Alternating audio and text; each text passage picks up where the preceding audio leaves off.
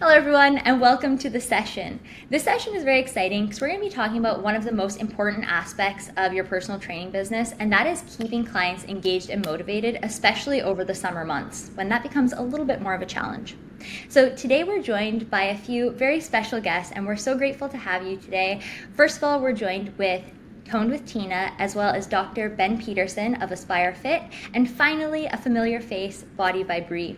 So thank you guys so much for being with us here today. Thank you for having us. Yeah, of course. Our pleasure. So before we kick off, I'd love to give you each the opportunity to just introduce yourselves to the audience and tell people a little bit about who you are and what you do. So we could start with you, Ben. Would you like to give a little introduction? Absolutely. So I'm Dr. Ben Petersen. I own and operate Aspire Fit. I'm a doctor of physical therapy and strength and conditioning specialist, and I help people, shred fat, build muscle, and teach them how to be independent using science-based principles. Wonderful. Well, thank you so much for being with us. Tina, would you like to give an introduction next? Yeah, for sure. So my name is Tina. I am the face of Toned with Tina, and I am all about helping women get super strong and confident in the gym. I'm really about helping women build more confidence with their form and just understanding nutrition better, how fat loss actually works. So I do this through one-on-one online coaching, and I also run some group challenges a couple of times a year. Fantastic. Thank you for the introduction. Yes, my name's BreeAnna Cox. I am owner of By Bree Fitness, and I help my clients become the healthiest, happiest version of themselves while living a life they actually enjoy. So I help my clients get out of extremes, and I used to compete in fitness competitions and realized how unhealthy it is when you are living in extremes, and I have 4 children. And so I like to teach moms how to get out of the extreme and help them set goals for their season of life so that they can be the healthiest version of themselves and not feel miserable. Such an important thing to do. So I'd love to kick off by just talking first of all about summer and the challenges that come with that. So as you guys know, as personal trainers and folks in the fitness industry, summer comes with its own unique set of challenges. People are out of their routines, they're on vacation, they're traveling, they're getting together with friends, they're drinking, celebrating, all of that. So with that challenge, how do you guys kind of tweak your communication tactics when it comes to summer and leading into summer to keep your clients engaged and locked in? Ben, would you like to begin? Yeah, sure. So the main thing is really having good expectations set up from the beginning before summer even starts, right? Because as things get busy, things just kind of start falling out of place. So having really good structure set up beforehand is going to be the best way to prevent things from, breaking in the future, right? Another great way is to, have an open conversation about what travel plans and what things are going to be going on the next few weeks. So you can put them in the little Trainerize notes so you know when to follow up with them, or even just schedule automated reminders to say, hey, I'm super excited you're going to go on vacation or whatever. And that way, people know you care and keep in contact. Totally.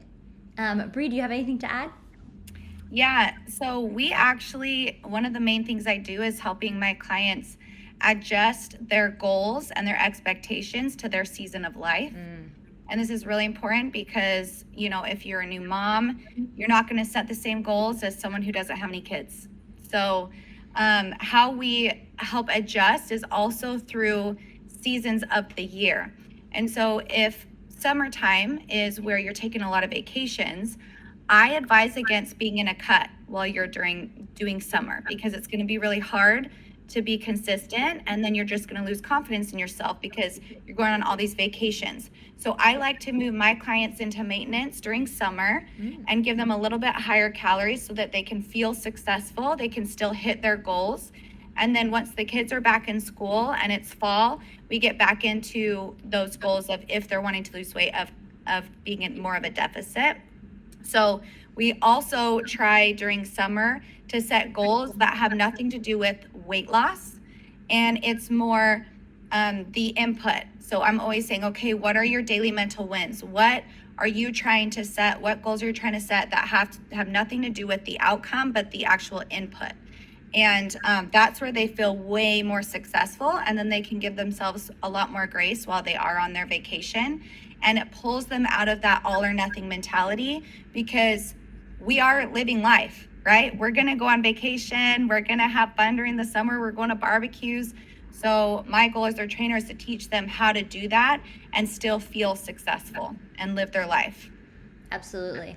And you raise an interesting point, Bree. Like, this strategy is going to be a little different for everyone depending on who your target audience is. And so I like that we touched on that. So moving to Tina, what are some of the communication tactics you're using for your clients? Yeah, so I am so in alignment with everything that Bree and Ben said. I just think expectation management is really key during the summer months because, as we've already kind of mentioned, a lot of people do have more vacations. A lot of moms are going to have their kids home from school. So there's just so many adjustments compared to the other, several 10 months of the year. So I think just coming up with very tangible, actionable daily goals that your clients can set up for themselves. So maybe if they were training 4 or 5 days a week during the rest of the year, and then they have a lot of hikes planned for the summer or a lot of trips planned, or they like to do more outdoor walks or swimming, just maybe dialing back on the gym sessions and allowing them to have more physical activity coming from their actual, maybe outdoor activities depending on where they live and what they like to do. So really having that good discussion with your clients and, adjusting expectations, adjusting the game plan if needed as well. Because if people, have a game plan and they're not following it, it can lead to a lot of feelings of shame and guilt and I'm a failure. Whereas if we adjust the actions to the expectations so that those two things align and your clients are actually able to do the things we say we plan for them to do, they just are going to feel so much more successful overall in the summer months. Absolutely. So you guys have already kind of touched on the next question, which is how does that then affect programming? Because there's the communication piece, and then there's the actual plan and the program. So Bree and Tina, you both touched on that a little bit, but I'd like to pass it back to Ben to just kind of fill in the gaps of how you adjust in your own business. Yeah, absolutely. So in terms of how much flexibility to give people, it really just is a kind of a case by case basis. There are definitely people that like a little bit of accountability, that want a little bit more of a strict approach, that they tend to do a little bit better with. Because if you give too much, give too much leeway, then things really start to slip up and they stop putting their fitness goals where they, should be. Because typically with moms or even dads, for example, they tend to put everyone else above them, besides themselves, right? So you definitely want to have, be that cornerstone for people and show them hey, you actually can still do all these things. Granted, I definitely will decrease people's workout frequencies over the summer, just like Tina was mentioning, maybe going down from 4 to 5 down to 3 to 4. Mm-hmm. Okay, so that makes a lot of sense. My next question is obviously when people have the structure of being in a program that's 6, 8, 12 weeks, whatever, they already have a lot of that built in.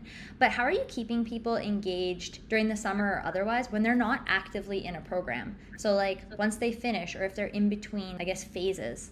So would anyone like to start on that? I have a continuation program. So if they're not in my 8-week program, then they are put into month to month, and we call it our continuation program. And some clients have been in that for 8 years. Wow. we have people. So they always have some sort of touch point, and they're always a part of my team, even if they're not in that 8-week. And then we like to do fun challenges in between the 8-week challenges that are completely mental. So we have for this summer planned Rise and Thrive, and we are teaching them how to set their mornings up so that they can set themselves up for success. Like I said, I primarily work with moms, and if all the kids are home from school, that's where they feel really frazzled. So we're okay, how can we set them up for success for summer? We all read the book together, and then we each take parts of the book to work on throughout our mini challenge. And it's really fun because it has nothing to do with trying to lose weight. It's just how to be the best, highest version of yourself. And we really like to do that in between our fitness challenges so that people stay engaged. They love, we did one on atomic habits, and we went through all the atomic habits together each week, and they love it. They stay with me forever because they just love that we're constantly giving them value. Or if they're not in our continuation program, which is month to month, if they're not in that, then we're sending them newsletters and emails that have kind of like that information so that they'll want to, it's my podcast on atomic habits, or we're constantly giving them that education so that we can, at least if they're not paying us to be their trainer, at least we're still giving them some sort of light and guidance through their emails or their text. So that's what we do. Absolutely. I love that approach. And like adding on that, within the ABC Trainerize app, it's really nice now because you can add those habits into people's schedules and calendars. And in that maintenance phase, that's a good tip for people at home as well. I want to pass the mic to you, Tina. Would you like to go next? Yeah, sure. So my business model is I have, my clients set up when they sign up at first, it's like a 3-month minimum commitment. And then once the 3 months pass, kind of like Bree's, if they would like to continue, then they kind of just get to continue month by month for as long as they want. I just ask for like a 2 weeks notice if they ever do want to pause or cancel their coaching. So with that said, I do consistently have clients in training phases, usually like between 4 to 8 weeks, depending on the client. Some clients like longer phases, some like shorter. But in between phases, I wouldn't say there's ever like a dead end in between where they're like doing nothing. Like maybe if they just have like a vacation coming up, like we were saying, or they have, a lot going on in a certain month and we need to like manage expectations, then I'll maybe just write them a phase that's a little bit more, maybe they just have a daily step goal in their calendar for like a week because they're on a vacation and they don't want to train while they're away. It's not that kind of trip, but they do want to have a step goal to make sure that they're staying active. So I'll use like the habit inputter and give them habits, or just like reminder, like eat 3 servings of fruits or vegetables, or just something to keep them on track kind of in between those training phases, if it ever is the case where they actually are taking a pause from the training. But as long as they are like in my one-on-one container, I always have something going on for them in their calendar, even if it's like in between the phases. Awesome.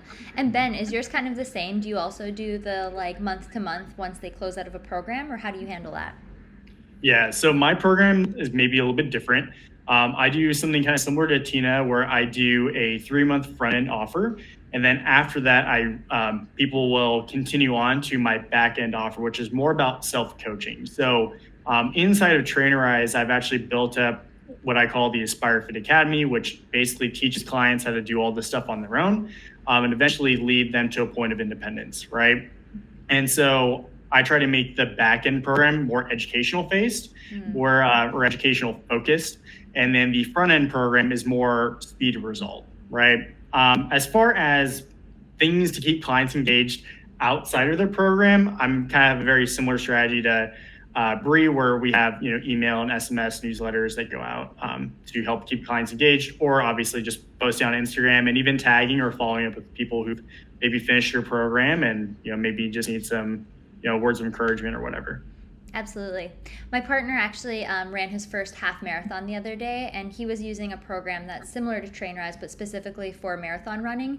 And he thought it was really great because like the day he ran his marathon, he got like a message and it was like, congratulations, like you did it. And then it was like, do you want to do a recovery program? So it was like right away kind of like getting him onto the next thing. He's like, oh, actually I would like to do that. So you're always kind of working towards the next.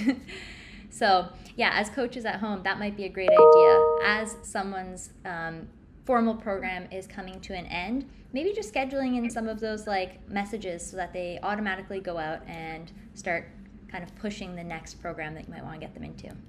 Now, with that said, I'd love to move on to the next topic, which is fitness challenges. And so, Bree, I know you were talking more about the mental challenges. So would you like to speak a little bit about how you've been able to do that, and maybe how other people can get inspiration to do their own little summer challenge to kind of bring people into the fold?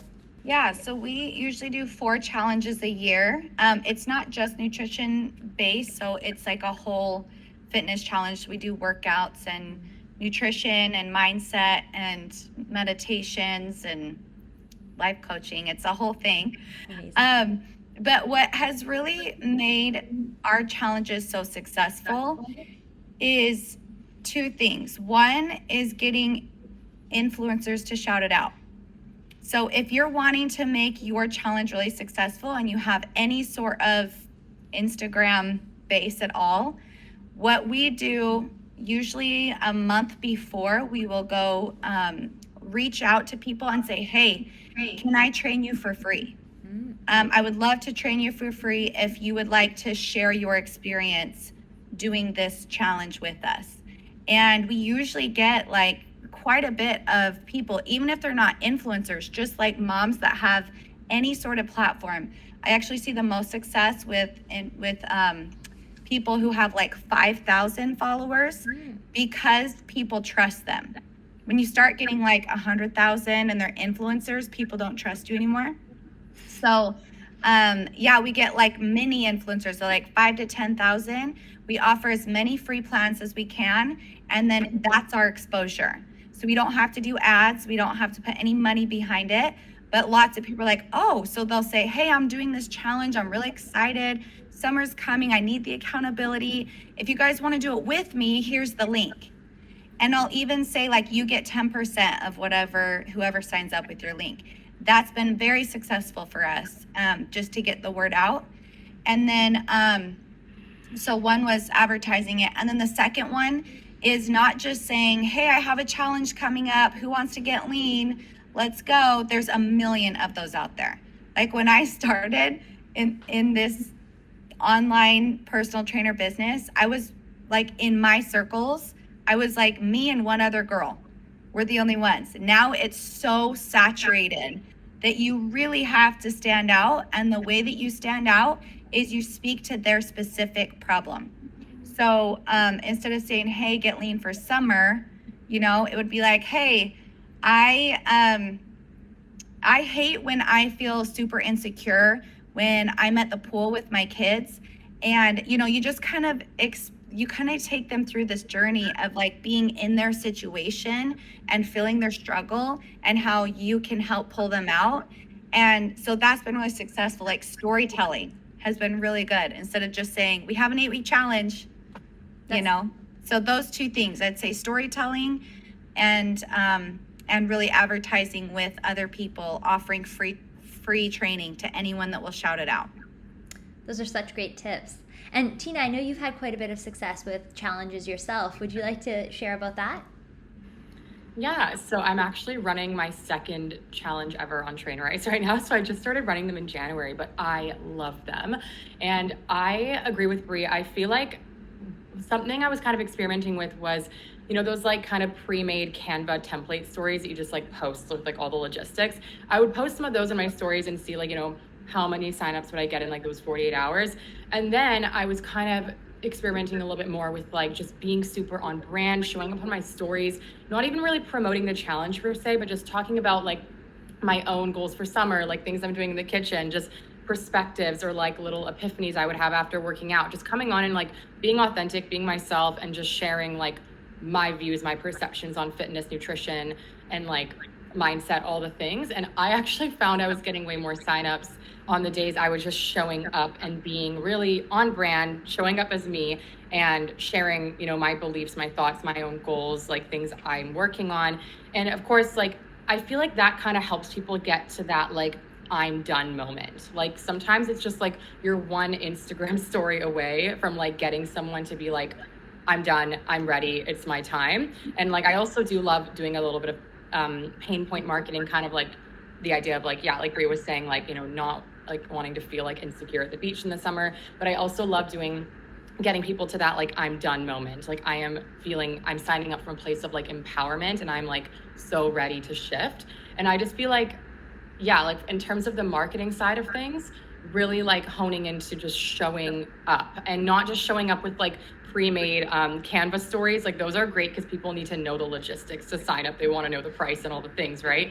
But also just like showing up, like showing your face and just like showing your brand and who you are. When you do that, you will just get your tribe. You will get your people, because I'm finding like the girls who are in my challenges are all like some sort of version of me. Like we're all kind of the same. We're all just such a girl gang. It's so much fun. And you get that group of people when you just show up. And I feel like that's super broad to say, but show up as who you are, show your brand, show your thoughts, your beliefs, and your perceptions on things, and you'll get your people. I love that. And if you don't mind me asking, what is the theme of like your challenge that you're running currently? Yeah, so it's called the Hey Girl Challenge, and the name came because when I was brainstorming like some new, I'm always like kind of auditing my own content every few months and trying to figure out, what can I post now? Should I start a new series? And I started a new series this past fall called like the Hey Girl series, where basically like there's like the trainer Tina, they're both me, but there's like a trainer Tina and there's like the kind of amateur gym girl Tina, and then like the trainer walks in, like sees the amateur Tina working out and kind of doing her form incorrectly. And I kind of do butcher the form a little bit from the amateur version just to make it look like really dramatic. But I do kind of base it off of like what I analyze in the gym. Like sometimes I see people just doing things incorrectly and I never actually go up to them in real life, but you just analyze. And then the trainer version will basically go up and like very kindly and in an empowering way help to correct their form. And then the girl ends up feeling really good at the end and her form is all solved and all the things. And then the kind of theme was, this was kind of an accident. I would like go up to her and be like, hey girl, can I help you out for a second? And then they started going viral and blowing up. So then we got a lot of like follower base from that. So then I decided to call my challenge the Hey Girl Challenge, in that it's all about, women empowerment and helping you get super confident in your form in the gym. And that's kind of just the theme of it. So that's what I started calling it. And I just never thought that like that little series would become a whole thing, but you never know what can happen on social media, I guess. That's really smart, Tina. That was such a good idea. That was really smart. Good for you. Oh, Absolutely. Thank you. And that's the thing, like when it comes to like keeping people motivated and engaged, it's like if you see something working and people are really reacting to it well, it's like lean into it like you've done. And I think that that's a good reminder for everybody. Like experiment, try new things, and then go in with what's working and just double down. Cool. Ben, do you have any experience with challenges on your end? Yeah, absolutely. So I don't run external challenges. It's something I've thought about, but I haven't really dived in too much to that. Kind of obviously I could get some feedback from you guys, but typically I do internal challenges. So just clients who are already in our like one-on-one coaching program, and we'll do internal challenges to kind of just like boost morale and just have a little bit of competitive vibe to it. Most of my clients, just like Tina was saying, most of your clients are kind of reflections of you, with Bree and like other moms.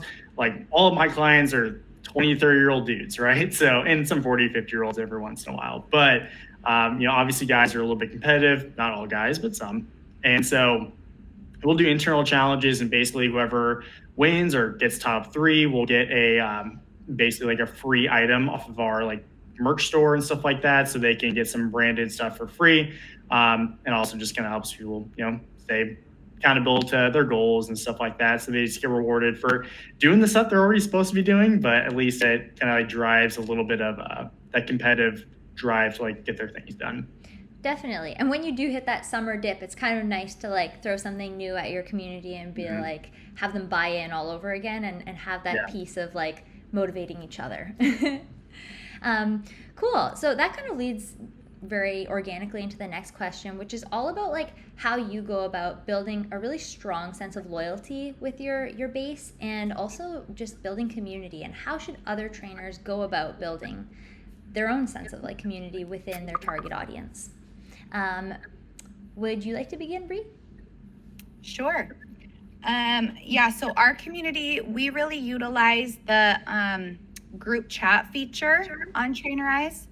And we actually ask clients who have been with us for a few years to be ambassadors. And so when they go in on that group chat, they are kind of like your big sister. Like, hey, this is what I have found that helps with meal prep. And it's not always me. They're able to connect with other like-minded women. And that's been really successful. They share they share recipes in there and their wins, and they're like, hey, I lost 3 more pounds, or hey, I hit a PR, and everyone's like, oh my gosh, good job, that's amazing. So they love doing that, which has been great. And the ambassador part is fun because they feel invested in the business as well, like they're a part of kind of like our team. So that's been really good. And then I actually also host retreats. I just got back from a retreat yesterday with my clients, and I'll host either retreats or I'll do a client event that's free. The event will be free, and we just get together and we work out. We'll do a meditation, we'll eat food, and we just can get to know each other better. And I'll fly, I have a lot of clients in Utah. I'll fly to Utah wherever I have like the most client base, try to meet with as many clients as I can for one event. Or I'll host these retreats that are for the weekend, and we do like a really in-depth, like come take a break, and it's really fun. So we do like sound baths, meditations, workouts, and my mom comes and she's an energy worker. And anyway, it's really, really fun. So that's also how we kind of create that loyalty as well. Oh, and then we also, sorry, I don't want to take up too much time. Something that is really important too is like, if a client, because we work with moms, so if a client has a baby, we send them a minky blanket, handwritten note. If they have a miscarriage, which happens more than you would want, we send them this like really beautiful like jewelry that we have found for miscarriages, and we just really try to make them feel like they are our friends, like we really care about them. So those little things make a huge difference with the community and the loyalty. Definitely. Those are really good tips. And also like a takeaway for other trainers at home watching, like if you can't maybe do that on like a flyaway basis, like it's important to note that if you do have a community base locally, like definitely like to put together some sort of like in-person event might be really worthwhile to build that sense of community as well and that loyalty. What about you, Tina? Yeah, so I'll kind of speak on a little bit with like what I've done with community and like my challenges and just with like social media as well. So like with my challenges, similar to Bree, I do just encourage all the girls to constantly be coming in and sharing wins, but also sharing any struggles they're going through. Like really, if it's like positive or negative, bring it to the chat.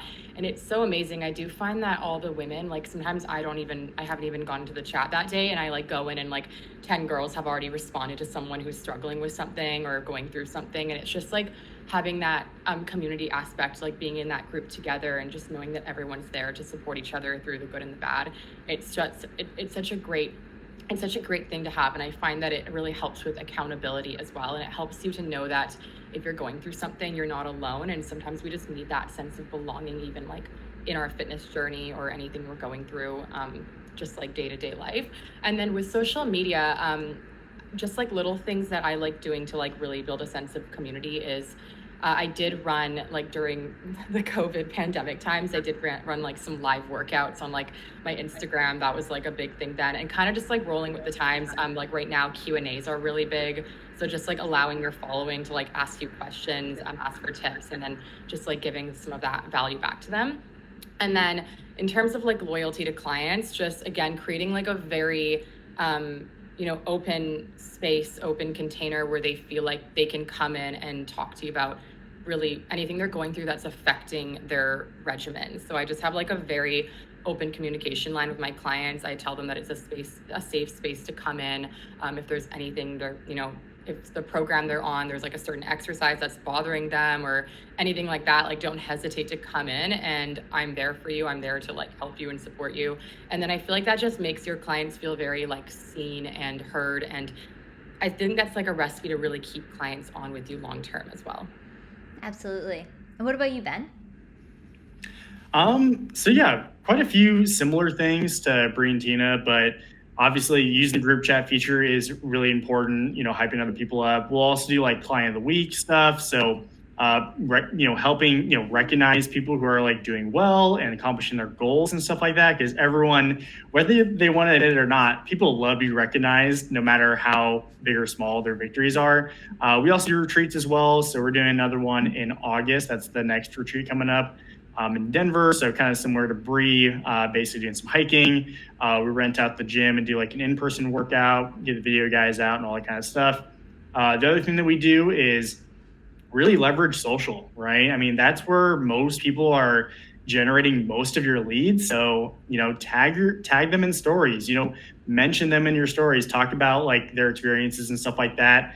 If clients, post their workout and tag you, repost it and talk about their experience and like their workout and stuff like that. Oh, hey, I've got Brandon set up on this certain type of program.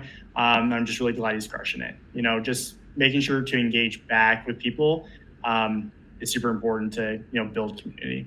definitely. And on that engagement piece, kind of like giving shout outs and everything, has anyone started using the voice notes feature yet? Yes, it's a game changer. It's much faster. It's so much more personal. It cut our check-in times in half, like our check-ins in half. It's amazing. Oh my God, I love that. Like even like personally with friends, like if I have to write a text, I'm like, ugh, you know, or write an email, I'd much rather send a voice note. What about you guys? Ben, Tina, have you dabbled at all? Yeah, I was actually, okay, I am obsessed with voice notes. Like that is my whole, like I used to do check-ins just typing, and once I switched to voice notes, I feel like my whole life, low-key, not to be dramatic, but my whole life kind of changed. I love talking. I love hearing people's voices, and I just feel like I can literally talk to clients even when I'm on a walk, like literally it's just so great. And yeah, even before Trainerize had the voice note feature, I was using an app called Voxer to communicate with my clients because like I said, I love talking. So when Trainerize got voice noting, I was like, yes, I'm so happy. I was like waiting for it for like the last 3 years. So I'm so happy you guys got it on. Totally. So wrapping up, I just wanted to ask each of you, if you were to give personal trainers like one piece of advice this summer of how to keep people like locked into their training and just like engaged with you as a personal trainer, what would that be? And if there are any like tools in Trainerize that help you facilitate that, that would be great to just tell the people at home. I think the main thing is not to be too vague, but just be very like consistent with your clients, checking up with them. Don't give up on people. Like the worst thing you can do as a coach is like clients stop checking in with you, so you just like let them go and you stop caring. I mean, that's just like the worst thing you can do, because then that client is, you know, obviously paying you for a service that you're not fulfilling, and it's just a big mess, and you don't want to do that. Like you really gotta show for people. And I think the main thing is like when they start getting lax, like you don't reciprocate the same energy. You hold them accountable to what they, you know, initially wanted, right? Or, you know, obviously like reset up expectations and stuff like that. I like that because we don't often talk about when things go bad, you know? It's like, oh, here's what to do when you're crushing it. But sometimes people fall off and it's like, how do you loop them back in? I like that. Tina, do you want to go next? Yeah, so I think kind of similar to Ben, it's very like case by case, of course. Like I think Ben was saying at the beginning, there's going to be some clients who are actually like they want to go a little bit harder in the summer. Maybe the weather is actually motivating them, or maybe they're just, you know, a single human. They don't have kids or anything, so they just have a little bit more time. Maybe they're a teacher and they actually don't have kids and they're just like full free time. And then there's going to be other people who are in the exact like polar opposite situation, right? Who can't do as much in the summer. So really just speaking to each client as a human and just like not just no blanket statements, but just talking to each individual and being like, and I do this all the time with clients. I actually like every like 2 or 3 months, especially like I'll kind of be like, hey, like I just want to touch base. Like, do you have any new goals? Do you have any new obstacles? Like anything going on in this season of your life that's like, you know, we need to adjust something. Like just really doing like those constant, like periodic seasonal check-ins. And summer's like a big season and a lot of people are going through different things. So making sure you're doing like a little touch base with all your clients, just leading into like the hotter months of the year, and specifically maybe towards like before like end of June, because that's when school kind of goes out. So that's when a lot of people's schedules might be changing, who are parents especially. And then, yeah, just like not giving up on them. Like Ben was saying, like even if they're having moments where they're not showing up as consistently, like you have to be their rock. You are their solid base. You show up for them. And if they're having hard weeks, they still know that you're there. And that's like really key to being a coach, is you are their rock. Like you want to teach them to be independent and empowered, but you know, you are like the solid base that keeps the Totally. coaching going, you know? So that's like the biggest things. I love that. Yeah, I want to highlight that. Like everybody do some seasonal check-ins with your clients. Like that's one easy thing you could do today, this week, like book in the seasonal check-in with everybody leading into summer and make sure that you're doing that. Love that tip. All right, Bree, we'll close it off with you. What would your number one tip be? Well, I agree with everything that both of them said. That was so perfect. I would say just to add is make it fun. I love to do new workouts for summer, or I'll do like Tabatas. I'll do like, hey, this is a fun like 500 challenge and you have to do like 500 of these 5 exercises, or just mix it up, you know, like breathe new life into the program. And that's really fun. And then something that's like a little unique that I don't know if everyone does this, but we like to train to their personalities. So we will say, we have them take an Enneagram personality test, and so that they can understand their self-sabotaging behavior and their triggers and their weaknesses and also their strengths, so that we can hold them accountable more. So we can say, hey, like, okay, I know this client is a 1. They are way more prone to an all or nothing mentality. So as we go into summer, hey, it's okay if you want to go to the barbecue. Like, you don't have to bring your own food to the barbecue if you're feeling like you're getting in that all or nothing mentality and you're becoming obsessive. So, let's focus on your plate having a protein and getting some sort of fiber, and let's teach you how to make it a lifestyle so you don't become obsessive, things like that. So it really helps. Just what Tina was saying, it's so individual and everybody's struggling with something so different. That's one way to really speak to them specifically, is train to their personality type, which is fun. But yeah, mix it up, have fun, like it's summer, breathe life into the programs. I think is really fun. Totally. I love that. It should be fun, especially if you're trying to make it a lifestyle that isn't just for now, but forever. Well, thank you all again for being with us. And to everybody, we will see you in the next session.